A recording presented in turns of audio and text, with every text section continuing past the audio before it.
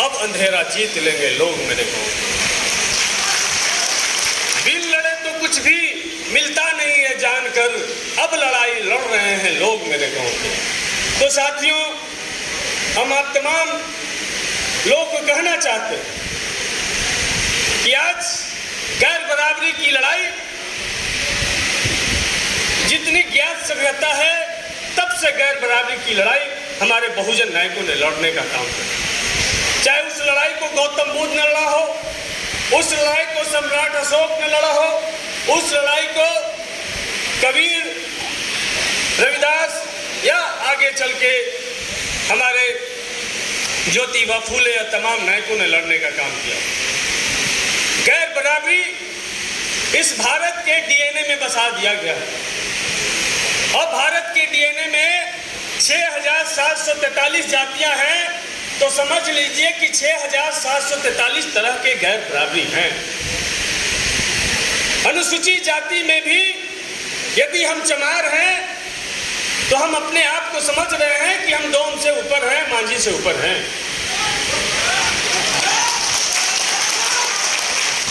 OBC में यदि कोई यादव है तो समझ रहा है कि कोयरी, कुर्मी, लोहार, ठठेरा, बनिया से तो हम ऊपर ही ना है भैया।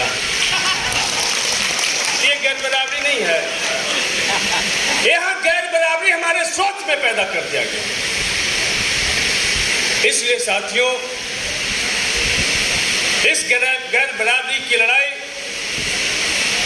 यदि नायकों का फहरिस्त देखिएगा, इस देश के अछूतों ने सबसे ज्यादा इस गैर बराबरी के खिलाफ में लड़ा, लेकिन ओबीसी बीच में बैठ के मजा लेता था।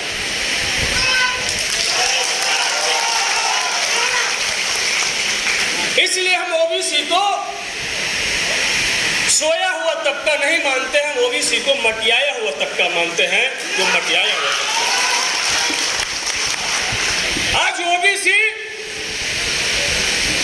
जिसकी आबादी 60% से ज्यादा है, लेकिन आप अनुसूचित जाति के बराबर में भी नौकरी में नहीं है। शर्म नहीं आता?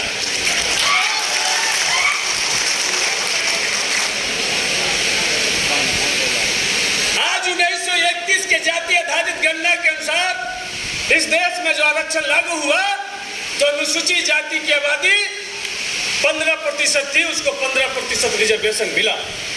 अनुसूचित जनजाति की आबादी 7.5% थी, उसको 7.5% रिजर्वेशन मिला।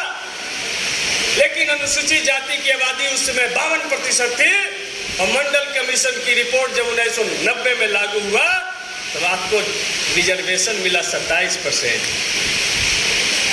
शर्म की बात है कि नहीं बात? यदि आपकी आबादी 52% थी तो आपको सड़क को इतना कोहराम मचा देना चाहिए था कि सरकार को मजबूर होकर के 52% रिजर्वेशन लाओ। आपसे ताकतवर तो हम अछूत कहे जाने वाले भुइयां चमार तुषार को हम समझते हैं कि जब SC/ST एक्ट 2018 को सुप्रीम कोर्ट के आदेश पे खत्म किया गया तो 2 अप्रैल 2018 का लड़ाई तो याद कीजिए कि पूरे देश को कोहराम मचा दिया और SC/ST एक्ट को फिर पुनः बहाल करवाया।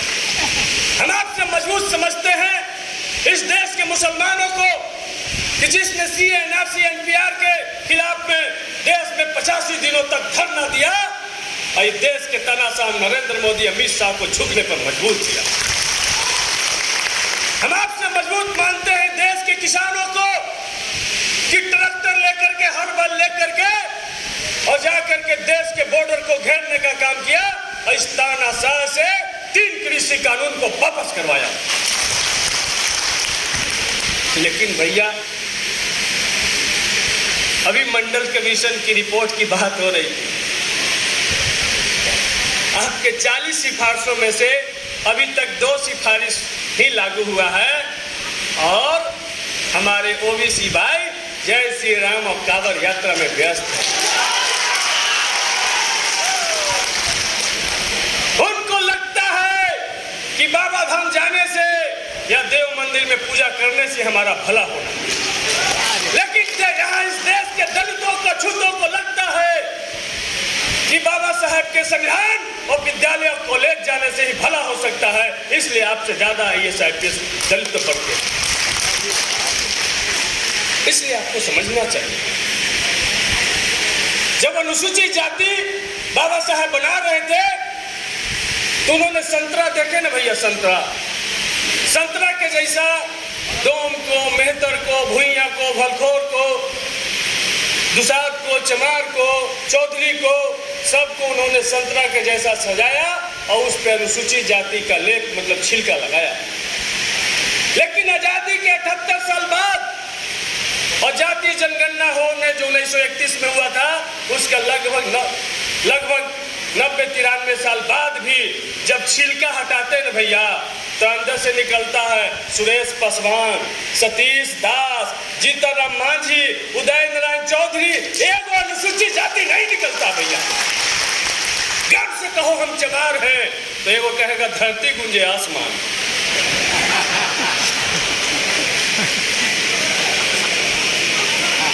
तो भैया एक छोटे छोटे लोगों को बाबा साहब ने अनुसूचित जाति बनाया था कि भाई तुम अपनी समस्या को एक साथ मिल करके लड़ लोगे, इसलिए तुम्हारी जाति आज से भुइयां चमार दुसाद नहीं, तुम्हारी जाति अनुसूचित जाति। क्या हो पाया? वही बीमारी ओबीसी में भैया। एक से पूछिए कौन जाते हैं तो कोई कहेगा ओबीसी, कहेगा हम यादव हैं, देने से कहेगा हम कुशवाहा हैं, देने से कहेगा भैया हम ठठेरा हैं तो बनिया हैं। तो बाबा साहब ने तो आपको नाम दिया पिछड़ी जाति। इसलिए हम इस बार बिहार विधानसभा में हम लेकर के आ रहे हैं, यदि अनुसूचित जाति का जाति प्रमाण पत्र निर्गत हो, यदि पिछड़ी जाति का जाति प्रमाण पत्र निर्गत हो तो सिर्फ जाति प्रमाण पत्र पर पिछड़ी जाति लिखा होना चाहिए, अनुसूचित जाति लिखा होना चाहिए, जाति उस पर नहीं लिखा हुआ होना चाहिए। यदि पूछे कि भैया कौन जात है तो बोलना है कि भैया सीओ साहब से पूछ लीजिए, वही जाति प्रमाण पत्र बनाए हैं, वही जानते हैं जाति हम कौन जात है। तो जब तक हम जातियों को नहीं तोड़ेंगे, हम सम्मेलन दर सम्मेलन करते रहेंगे, हमारा शोषण नए नए तरीके से होता रहेगा। इसलिए भाई इस भारत में जो ब्राह्मणवादी व्यवस्था ने जो बैठाया कि आप 4 जगह से जन्म लिए हैं, ये सिर्फ बैठाया नहीं, हम इसको मान भी लिए कि हम 4 जगह से जन्म लिए हैं। सिर्फ वो बनाया नहीं, हम मान भी लिए हैं कि हम 4 जगह से जन्म लिए हैं। कैसे मान लिए हैं? अभी हम आ रहे थे तो रास्ता में टोल प्लाजा मिलता, वहां लंबा लंबा गाड़ी का जाम लग गया। यहाँ से बार बार फोन जा रहा था कि भैया कहाँ पहुंचे, तो जाम में तो हमारा गार्ड लोग गया, बहुत थक करके आ गया कि सर जाम नहीं छूटेगा। हम कि नहीं छूटेगा, 243 का हमारा ऐसा विधायक है बिहार में, इतना ताकतवर आदमी और जाम नहीं छूटेगा। हम उतर करके गए और देखे कि सचमुच में जाम नहीं छूटेगा। तो हमने 5-6 गो ट्रक उठाया और 6 गो ट्रक के मुंह बड़ा कर करके और निकल गया, जाम एकदम छूट गया, भंग साहब चले आए। ये बात पर विश्वास होने वाला है। लेकिन 6 गो हनुमान जी सूरज निकल गए, हम सदियों से विश्वास करते आ रहे हैं, दिमाग नहीं लगा। सतीश दास का आना तो नहीं विश्वास हुआ, लेकिन एंटीना वाला पंडित जी बोल दिया तो हमको विश्वास हो गया। इस बात को हमको समझना होगा। शादी विवाह में जाते हैं, तनिक भी हमारे ओबीसी दलित पिछड़ा वर्ग के लोग कोई दिमाग नहीं लगाते हैं। सबसे पहले चौका गौरी गणेश के लिए पूजाता है, उसको गौरी गणेश कहता कुमार बाछी के गोबर लगा, कुमार बाछी के गोबर लगा, गोबर लेकर के आते हैं, उसको लगाते हैं। तो भैया उसको गणेश को, गोबर को आपको कहता यही गणेश है। हम कहते कि भैया आप हिंदू धर्म के मानते हैं तो आपके घर में गणेश का फोटो है ना, गणेश का मूर्ति है ना, लेकिन हमको गणेश का फोटो, गणेश का मूर्ति भी उस गोबर के जगह पर रखने का अधिकार नहीं है। अरे तो धन्यवाद कहिए पंडित जी का कि गोबर को गणेश कह दिए, यदि गोबर के लड्डू कह देते तो भर भर पेट खा भी लेते हम लोग। इतना हम लोग गुलाम हो गए। इसलिए भैया हम आपसे कहना चाहते हैं, समय खत्म हो रहा है जनरल जी, लेकिन सही बात बताना जरूरी है। बोला जाए सर, डॉक्टर अंबेडकर ने भारत में जितने भी सामाजिक न्याय के योद्धा पैदा हुए, उस सभी लोगों ने बीमारी ही नहीं बताया, उसका इलाज भी बताया। डॉक्टर अंबेडकर ने इलाज बताया और डॉक्टर अंबेडकर ने जाति विनाश नामक एक पुस्तक लिखा कि जाति का विनाश जब तक इस देश में नहीं होगा तब तक हमारा शोषण जुल्म नहीं खत्म होगा। ये मनुस्मृति है, ये हिंदू धर्म का लाभ है। इसी को आधार बना करके ना अररिया का सांसद परवीन सिंह कह रहे हैं कि अररिया में रहना है तो हिंदू बनकर रहना होगा, और अब भारत में रहना है तो भारतीय बनकर रहना होगा, और भारत में रहना है तो मूल निवासी बनकर रहना होगा। तो इसलिए ये हिंदू धर्म का किताब है, इसी से हिंदू धर्म चलता है। इसके श्लोक नंबर 281 कहता है कि जो शूद्र ब्राह्मण के साथ एक आसन पर बैठना चाहे तो राजा उसकी कमर पर दगवा कर वह उसकी चूतर कटवा करके देश से निकाल दे। एक आसन पर बैठने का ही सजा है। उसके बाद कहता है जो शूद्र अभिमान से ब्राह्मण के केस, बाल, दाढ़ी, ग्रीवा, वृक्ष, कपड़े पकड़े तो राजा को बगैर सोचे उसके हाथ काट देने चाहिए। ये सजा है आपके लिए। उसके आगे कहता भैया, इसी किताब में कहता है, इसी किताब में कहता भैया कि नाम और जाति लेकर यदि शूद्र द्वय से द्विजों की निंदा करे तो जलते हुए 10 उंगली लंबा लोहे की सलाख आपके मुंह में डाली जाए। क्या किसी कुत्ता को मुंह में डाला गया हो लोहा? किसी सुअर को लोहा डाला गया हो गर्म करके? लेकिन हमारे पूर्वजों के लिए किताब लिखा गया और इस किताब को हम सैल्यूट करते हैं डॉक्टर अंबेडकर को कि 25 दिसंबर 1927 को उन्होंने जलाने का काम किया। लेकिन आज हम इसको जलाते नहीं हैं, आज हम इसको फिर से मानने लगे। कैसे मानने लगे? आज भी नौकरी हो रहा है तो आपके यहाँ कथा हो रहा है। तो हम पूछना चाहते हैं कि यदि एक आसन पर बैठने पे सजा है तो जो पंडित हमको बढ़िया कपड़ा पहना हुआ नहीं देख सकता, एक चपरासी बनता हुआ देख नहीं सकता, वो क्या आपके अगना में बैठ करके कोई ऐसा मंत्र पढ़ेगा जिससे आप धनवान हो जाइए, गुणवान हो जाइए, बलवान हो जाइए? वो तो जानता है भैया कि द्रव्य समर्पयामी के नाम पर जो दान दक्षिणा पैसा लेंगे, ठगेंगे, उससे हमारा बेटा दिल्ली यूनिवर्सिटी में पढ़ेगा, जेएनयू यूनिवर्सिटी में पढ़ेगा, और जब दिल्ली यूनिवर्सिटी, जेएनयू यूनिवर्सिटी में उसका बेटा पढ़ेगा तो सुप्रीम कोर्ट से लेकर के लोअर कोर्ट तक के जज उसी का बाल बच्चा बनेगा, और जब जज उसी का बाल बच्चा बनेगा तो एक ही केस में जगन्नाथ मिश्रा को बेल देगा भैया, लालू यादव को जेल देगा। ये समझ में आता है भारत के हम ओबीसी से। इसलिए ओबीसी भाई लोग, आपसे हम निवेदन करने आए हैं कि आप हम सबके बड़े भाई हैं, और जाति जनगणना ने तो साबित कर दिया कि लगभग 15% तो एक ही जाति के लोग हैं, सबसे ज्यादा आबादी वाले लोग। तो आप सबसे बड़े भाई हैं, इसलिए आपकी भूमिका सबसे बड़ी है। इसलिए जैसे हम लोग बचपन में मेला देखने जाते थे और नाच नहीं दिखाई पड़ता था, चाहे मूर्ति नहीं दिखाई पड़ता था, तो भैया हमको कंधा पर बिठा करके दिखाते थे। वही भूमिका में आपको आना पड़ेगा, वही भूमिका में दलित पिछड़ों को आपको कंधा पर बिठाना पड़ेगा। तब जाकर के बिहार में जो नीतीश कुमार के सहारे आरएसएस की सरकार चल रही है, इसको हम लोग उखाड़ करके फेंकेंगे। जब देश में नीतीश कुमार जैसे के सहारे आरएसएस की सरकार देश में बनी है, तभी हमको उखाड़ पाएंगे।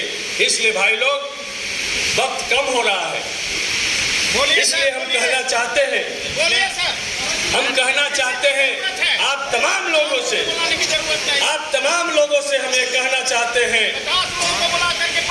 कि आप इस मनुवाद का जो दंश है, ये मनुवाद का जो कोड है, उसको समझिए कि इस देश ने पुष्पक विमान बनाया, इस देश में ब्रह्मास्त्र बनाया, इस देश में इतना ताकतवर आदमी बनाया कि हिमालय को उठा करके लेके आ गया, लेकिन एगो संडास नहीं बनाया, एगो शौचालय नहीं बनाया। क्या बनाया? एगो डोम जाति बनाया कि भैया हमारी हागे गया तू माथा पे ढो करके फेंकना। बना के नहीं भैया? इस देश में वॉशिंग मशीन नहीं बनाया, एगो जाते बनाया बासरमैन, जिसको धोबी कहते हैं कि हम लोग गंदा करेंगे तुम धोना। इस देश में दूध सबको चाहिए, लेकिन गाय पाले लेगो ग्वाला जाति बनाया कि दो गाय पालना, भैंस पालना और दूध करके हमरा ही ले आना, क्योंकि मनुस्मृति कहता है कि शूद्रों को मेवा मिष्ठान और दूध खाने से नरक का भागी होगा, इसलिए तुम खाना नहीं खाली दूध करके पहुंचाना। इस देश में भैया जेसीबी नहीं बनाया, एगो बेलदार जातीय बनाया कि भैया जिंदगी कट जाओ कर मटिया काटते खाते। समझ में आता है? ये है मनुवाद। इसलिए भैया बाबा साहब ने कहा जाति विनाश पुस्तक में कि आप जाति को खत्म करो। और बाबा साहब उस जमाने में छात्रवृत्ति के पैसे से अपने 4 बेटे को कुर्बान करके लंदन स्कूल ऑफ इकोनॉमिक्स में जाकर के पढ़े। 4 डॉक्टरेट की डिग्रियां विदेश में जाकर के हासिल किए, पूरा 32 डिग्री लेकर के आए। नरेंद्र मोदी जैसा कोई फर्जी डिग्री लेकर के नहीं आया भैया। तो वो जो रास्ता हमको दिखाए, आज हमारे लोग के पास में चेयरमैन बन गए, विधायक बन गए, भैया जिला परिषद बन गए, मुखिया बन गए, बड़का बड़का ठेकेदार बन गए, फॉर्चूनर पर फॉर्चूनर आ गया। लेकिन पूछेगा कि के को बाल बच्चा विदेश पढ़ता है, तो मुंह नीचे कर लेगा। तो भैया जब तक आपका बाल बच्चा विदेश, आपका फॉर्चूनर में आग लगे, लेकिन आपका बच्चा विदेश में पढ़ना चाहिए, तब जाकर के कोई डॉक्टर अम्बेडकर बनेगा, तब जाकर के कोई लोहिया बनेगा। इसलिए साथियों, बहुत सारे वक्ता हैं, आप तमाम लोग से यही कहने आए हैं कि पढ़ना लिखना सीखो, ये मेहनत करने वालों, क ख ग घ को हथियार बनाकर लड़ना सीखो, ये पढ़ना लिखना सीखो, ये मेहनत करने वालों। यही लालू यादव जी का भी संदेश था। झगड़ा छोड़ो, कलम उठाओ, परिवर्तन आ जाएगा। शिक्षा को हथियार बना लो, परिवर्तन आ जाएगा। यही बात हमारे जनता के प्रोफेसर भी यही बात कहने आए हैं। आगे हम कहना चाहते हैं, नीतीश कुमार जी का समर्थन भी कर देते थोड़ा, कि भैया मुर्गा खाओ, चखना खाओ और दारू छोड़ो और कलम उठाओ, परिवर्तन आ जाएगा। शिक्षा को हथियार बना लो, परिवर्तन आ जाएगा। संविधान को हथियार बना लो, परिवर्तन आ जाएगा। इसलिए आप तमाम लोग, आज औरंगाबाद के महान जनता, आज महान कार्य के लिए हम सब लोग जुटे हैं। और यहाँ से जितने भी लोग आए हैं, हम उनको जनता नहीं मानते, सब लीडर आए हैं। अपने गांव से लीडर आए हैं, अपने मोहल्ले से उनके नेता आए हैं, नायक आए हैं। तो आपको आज जो यहाँ विचार की गुट्ठी जो पिलाई जाएगी, इस अंधविश्वास के खिलाफ, इस मनुवाद के खिलाफ, इस गैर बराबरी के खिलाफ आपको जा करके गांव में इसी तरीके से चौपाल लगा करके गांव के लोगों को बताना होगा। यदि नहीं बताइएगा तो 10% की महिलाएं सुप्रीम कोर्ट में, हाई कोर्ट में, लोअर कोर्ट में जज बन करके ऑर्डर करेगी, और हमारी महिलाएं गांव के देवी मंदिर के बाहर में बैठ करके ढोलक पर छाल बजाएगी। यदि नहीं बताइएगा तो उनकी महिलाएं डीएम बन करके पूरा जिला चलाएंगी। हमारी महिलाएं फलना दीदी या फलना भैया की स्टोरी सुनाएंगी। इसलिए भैया आप तमाम लोग से हम यही गुजारिश करने आए हैं। अब ओबीसी का है कि ओबीसी महासभा ने बुलाया इस कार्यक्रम को, तो ओबीसी का एक सूत्री कार्यक्रम होना चाहिए कि मंडल कमीशन की 40 सिफारिश लागू हो। इसके लिए गांव से संघर्ष होना चाहिए। ओबीसी को जैसे अनुसूचित जाति को 15% राजनीतिक में सीट मिला, उसी तरीके से ओबीसी को राजनीतिक में भी एमपी और विधायक में 60% सीट ओबीसी के लिए रिजर्व होना चाहिए। एक गूंज यहाँ इस सभा से उठनी चाहिए, तब ना हम जिसकी जितना संख्या भारी उसकी उतनी हिस्सेदारी तय कर पाएंगे। इसीलिए भैया इन्हीं बातों के साथ आयोजक महोदय के सामने समय की भारी कमी है, इस भावना को समझते हुए हम एक बात बोल के अपनी बात समाप्त करेंगे कि उठा है तूफान, जमाना बदल रहा, अब जागा उठा है गांव का नौजवान, जमाना बदल रहा। अब इन काली कुटियां से भी देखो फूट रहे हैं उजियाले। अब थर थर थर थर कांप रहे ये हाफ पैंट वाले। ये 2 दिन का मेहमान, जमाना बदल रहा। उठा है तूफान, जमाना बदल रहा। बहुत बहुत धन्यवाद।